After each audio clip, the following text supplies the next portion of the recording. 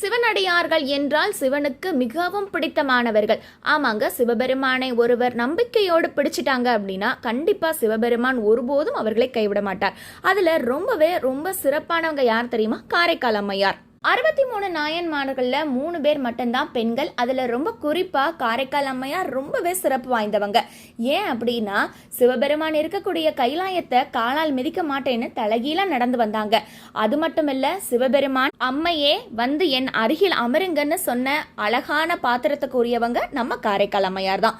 அது மட்டும் இல்ல, சிவபெருமானுக்கு தயிர் சாதத்தை படையலா கொடுத்து அவங்கள உண்ண வச்சு மாங்கனியையும் கொடுத்தவங்க இந்த காரைக்கால் அம்மையார் தான். இவ்வளவு சிறப்பு வாய்ந்தவங்க இந்த காரைக்கால் அம்மையார். அது மட்டும் இல்ல, சிவபெருமான் கிட்ட என்ன வேண்டுனாங்க தெரியுமா?